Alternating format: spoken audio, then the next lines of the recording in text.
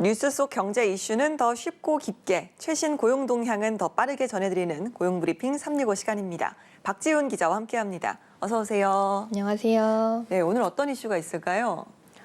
최근 여행 트렌드가 달라지고 있습니다. 짧게 며칠만 다녀오는 여행보다는 길게는 한 달 동안 장기 체류하는 이른바 롱스테이 여행이 인기인데요.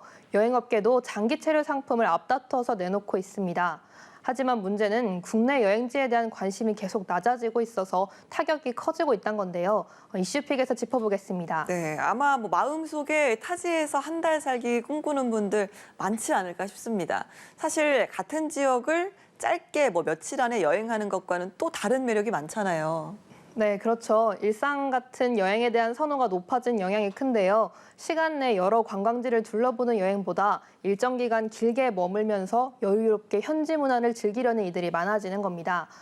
특히 직장인들 사이에선 장기 근속한 나를 위해 선물하는 한 달 살기 여행이나 자녀 방학을 맞아 현지 문화를 직접 체험하게 해주는 가족끼리의 한 달 살기 같은 그런 여행들이 인기라고 하는데요. 최근에는 이런 소망을 현실화하는 이들이 많아지는 모습입니다. 네, 진짜 짧은 기간 안에 관광지를 좀 정신없이 훑는 여행보다는 현지 문화도 좀 여유롭게 즐기고 또 체험해보는 시간이 더 길게 남을 것 같은데요. 한때 제주도에서 한 달 살기 이런 열풍도 불기도 했잖아요. 맞습니다. 코로나19 대유행 이후에 제주에서 한 달 살기 등에 대한 관심이 굉장히 높았는데요. 그런데 최근에는 동남아 한 달 살기가 급부상하는 중입니다. SNS에는 동남아 한 달 살기 후기가 넘쳐나는데요. 한국인이 즐겨 찾는 베트남 다낭은 경기 다낭시라고까지 불릴 정도입니다. 맞아요. 저도 들어본 것 같습니다. 특히 요즘같이 추운 겨울에는 저렴한 물가에 또 따뜻함을 누릴 수 있는 동남아가 인기가 있을 수밖에 없을 것 같습니다. 네, 겨울에도 기온이 20도 안팎인 따뜻한 동남아는 전통적인 겨울 여행지로 꼽히는데요.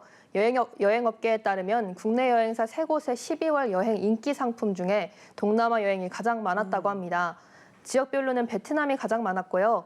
태국과 필리핀, 대만, 말레이시아 순이었습니다. 네, 제주도보다 한 달 살기로 더 인기가 많아진 동남아 지역들을 보니까 글쎄요, 모두 좀 상대적으로 물가가 저렴한 곳 위주가 아닌가 싶고요.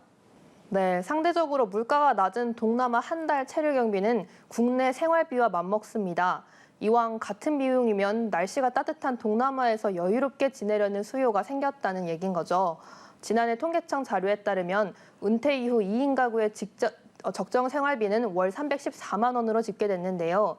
이 금액이면 동남아에서 항공권을 포함해서 한 달 동안 숙소, 식비 등을 충분히 해결할 수 있는 수준입니다. 네, 휴가 때도 그렇지만 사실 국내만 해도 제주도나 부산처럼 웬만한 관광지 비용 따지면 해외에서 지내는 게 오히려 더 저렴하게 느껴질 때도 많은 것 같습니다.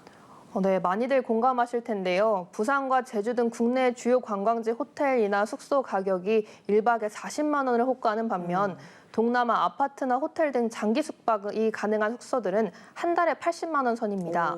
한 달 살기의 경우 에어비앤비를 통해 아파트 같은 곳을 빌린다 해도 월 100만 원 아래로 해결할 수 있다고 하고요.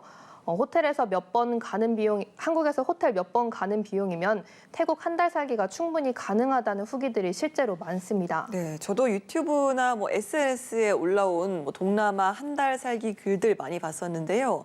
굳이 아끼지 않고 즐겨도 국내보다 비용이 적게 들기도 하더라고요. 네, 호텔에 머물며 계속해서 외식을 해도 마사지를 받아도 국내보다 비용이 저렴하다는 건데요. 그러다 보니 업계도 한 달 살기 여행자를 겨냥한 상품을 속속 출시하고 나섰습니다. 여행사마다 쿠킹 클래스와 스노클링, 요가 같은 현지 문화를 습득하는 프로그램으로 구성돼 장기 체류하며 즐길 거리를 마련해 놨고요. 한국인이 많이 찾는다는 베트남은 지난 8월 한국인의 무비자 체류 기간을 15일에서 45일로 연장해서 장기 여행객 유치에 나섰습니다. 네, 세대불문 해외여행에 익숙해지는 분들이 많다 보니까 장기 체류 역시 해외를 선호하는 상황입니다. 반대로 국내 여행지 1위로 꼽히는 곳이죠. 제주도 같은 경우는 타격이 클 것 같고요. 네, 실제로 관광객들의 발걸음도 주춤하는 모습입니다. 올해 6월 한 달 동안 제주도를 찾은 내국인 관광객은 109만 명 정도였는데요. 지난해 같은 기간보다 14% 넘게 감소한 수준입니다. 무엇보다 만족도가 크게 떨어졌다는 조사 결과가 계속해서 나오고 있습니다. 그러니까 들어가는 비용 대비 만족감을 얻지 못하는 분들이 많았다는 건데 실제로 어느 정도였습니까? 네, 한 여행 리서치 회사가 지난 2016년부터 매년 2만 5천 명을 대상으로 벌이고 있는 연례 여름 휴가 여행 만족도 조사 결과를 보면요. 지난 7년 동안 여름 휴가지 만족도 1등을 차지해왔던 제주도는 올해 4위까지 확 내려앉았습니다. 대신 1위 자리를 차지한 건 부산이었고요. 강원과 전남에도 밀렸습니다. 만족도뿐 아닙니다. 볼거리, 먹거리 같은 여행 자원 매력도와 물가, 상도, 편의시설 등 여행 환경 쾌적도를 또 점수화했는데요. 네, 그러니까 이런 부분을 수치화했을 때도 경쟁력이 떨어졌다는 이야기네요. 네, 제주도는 이미 지난해 소비자 물가 상승률 7%로 전국 최고를 기록하는 등 고물가 논란으로 점수가 23점이나 떨어지기도 했는데요. 여기에 더해서 올해는 34점이나 하락했습니다. 특히 올해는 먹거리와 쉴거리에 대한 점수가 낮아졌고요. 물가와 상도위에 대한 시민평가가 전국 최하위로 떨어져서 고물가 논란의 여파가 계속되고 있다는 그런 분석이 나옵니다. 네, 한마디로 비싸도 너무 비싸다는 겁니다. 이렇다 보니까 제주도를 갈 바에는 이제 해외로 여행을 간다 이런 말까지 나오는 상황입니다. 그렇다면 이런 달라진 여행 트렌드 속에서 제주도가 살아남기는 더 힘들어진 것 같고요. 네, 제주를 찾는 내국인 관광객 감소세가 심상치 않습니다. 그러자 제주 관광은 위기다라는 말도 나오고 있는데요. 그래서 제주도는 관광 살리기 총력전에 나선 모양입니다. 제주도의회는 관광지 물가 실태 조사를 추진하는 내용의 조례를 통과시켜서 이른바 바가지 요금을 잡겠다고 나서기도 했는데요. 또 제주시는 중국인 단체 관광객 유입을 활성화하기 위해서 중국 관광객 환영 주간을 운영하기도 했습니다.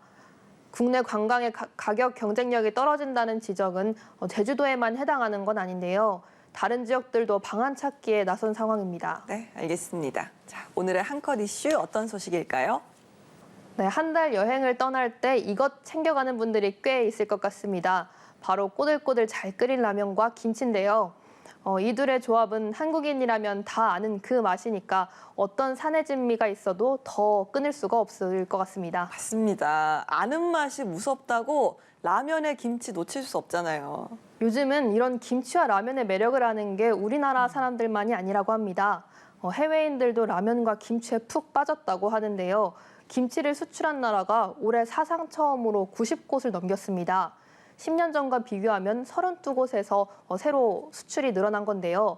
수출액도 지난해 같은 기간보다 10%가량 증가한 1억 3천만 달러로 이대로면 올해 사상 최대치를 기록할 것으로 전망됩니다.